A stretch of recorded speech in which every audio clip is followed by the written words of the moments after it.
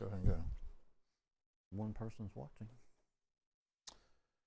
Good morning. I'm meteorologist James Spann with the Alabama Weather Network, and we've got a live update on just some of the rain that's moving through the state this morning. We have not had any severe weather or anything like that. We do have a tornado watch that's in effect for the oh, Bill, you're on. Sorry, Drew. I was getting in position, but I didn't realize. I forgot we had it. Yeah, we've got it actually keyed up there. So I am on camera. Yeah, there you go, Bill. But no, it's we've been watching the radar this morning, and again, there's really been nothing going on as far as severe weather is concerned. We'll talk about again. There's the tornado watch is in effect was issued in the last hour or so for some of the far southeastern counties.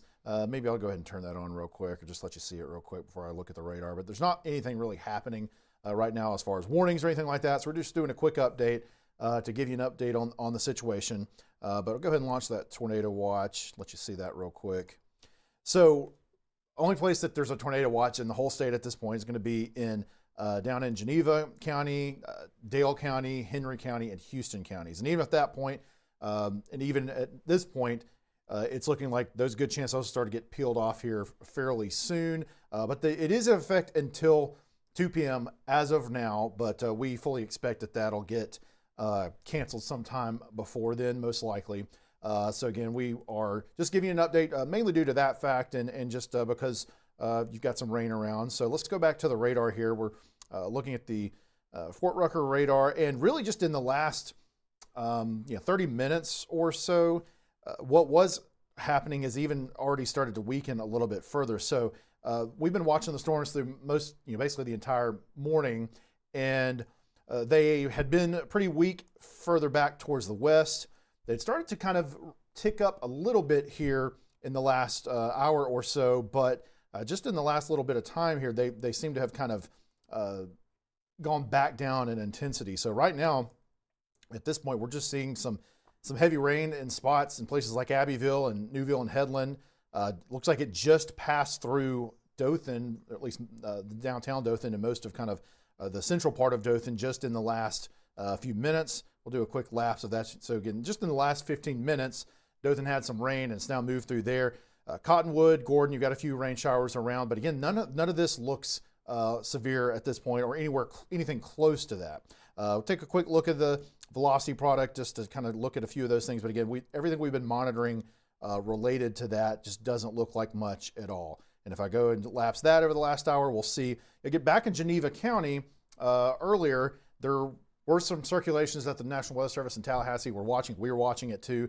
They were never tight enough. They were fairly broad, never got tight enough to be for a warning to be issued. And it doesn't appear we haven't had any reports of any sort of any sort of issues, again, outside of just some rain here and there, and that's about it. And you can see it's getting close to exiting the state in the southeastern part of the state. So now as you move further to the south, down in the panhandle of Florida, the storms have been, or what have actually been some storms down to the south, it's been a little bit more intense. There's a little bit more instability down in that part of the country. And so further to the south, there's some instability right along the coast. And there's more lightning down there as well. You can see there's actually been some lightning strikes in the last few minutes just off the coast into the Gulf of Mexico. But you can see right here, kind of hard to see those right there. But as far as we're concerned in Alabama, if I scroll back up to southeastern Alabama, no strikes. We really haven't seen hardly any strikes in Alabama most of the morning, if any at all. So again, there's really just not a lot to talk about on the radar, but wanted to give you a quick look at that. We'll take a quick look at a few of our cameras that are in the area here. So we'll start off in Dozier. Again, the rain's already passed through Dozier, but we're looking back off generally in the direction of the storms. And even here in the last few minutes, the horizon was a little bit darker earlier. So you could see some of the storms off in the distance. It's lightened up now as the storms continue to move. Excuse me, maybe not even the storms. The rain continues to move away. So things are lightening up there. You can still see the dew points are actually in the low 60s there in Dozier. So there's still some moisture available. But again, the instability has been well offshore for really pretty much the entire morning. We'll take a look at Abbeville, which last time I looked at was in the middle of the rain there. But looks like things have pushed through Abbeville at this point too. And the rain is starting to taper off. But some heavy rain earlier. Temperatures at 58 degrees. Dew points are only in the upper 50s there. And you can see the winds are still fairly light. And then again, not totally near everything at this point, but we'll take a quick look at Troy. That's our other camera kind of in this area. And again, you can see some clouds off in the distance, some gray skies, but calm conditions there in Troy. There was some rain that came through earlier, but nothing of any real significance. And so things are looking calm there at Troy. Wanted to also show real quick, and then I'll toss over to Bill for him to do a quick analysis of things, is I wanted to look at the Storm Prediction Center outlook here that is currently in effect. And so earlier this morning, the marginal level 1 risk was a little bit further to the west. It has been trimmed further back to the east, but at this point, some of these areas still showing in green. Covington County, Crenshaw counties, some of the places a little bit further towards the north are not really under a threat at this point.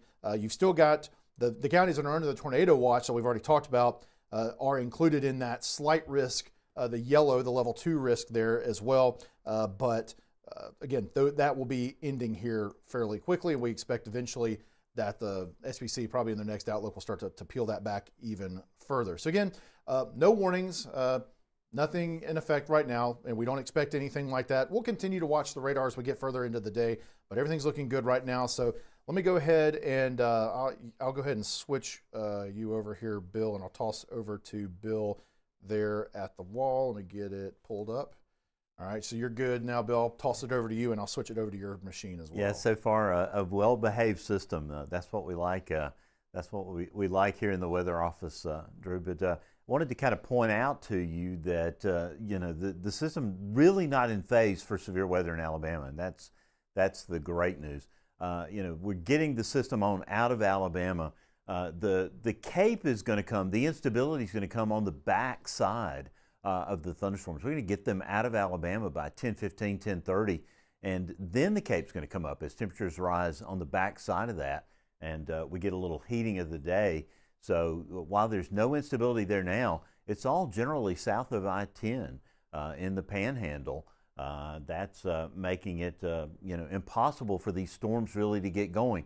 Plenty of shear there, though. You can see, and that shear is exiting very rapidly now. By 10:30, it'll be into Georgia, the really high shear that's there. The tops of these cells right now in southeast Alabama, only about 15,000 feet, but able to access just enough of that very high wind that's available from that low-level jet that's passing over this area right now at about 5,000 feet to get that spin that they need to create that rotation. And we've seen it on the radar, Drew pointing that out just a few minutes ago. We've seen it there northwest of Geneva, near Slocum, passing up there into Dale County. We had our interest there for a few minutes, but just not tall enough to make that happen. Now, combining the effects of the instability and the shear, this number needs to be about 1. This EHI index needs to get up to about 1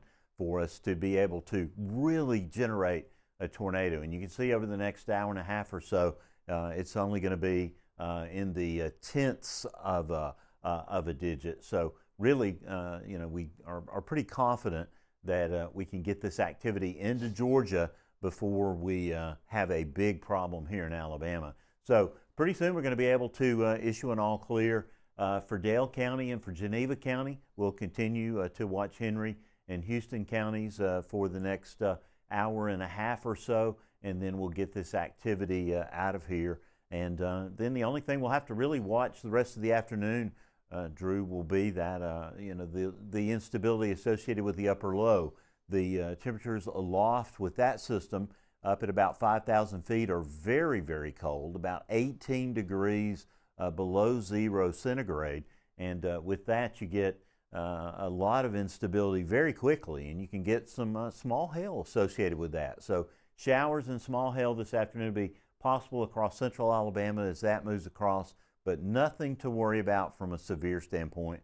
Just interesting to watch as we go through the rest of the day. So let's keep it this way, Drew, the rest of the afternoon, and we'll continue to monitor things here at the Alabama Weather Network. But thank you for joining us for this live update. We'll go back now to regular programming, And we'll be back if anything changes right here on the Alabama Weather Network. Live, statewide.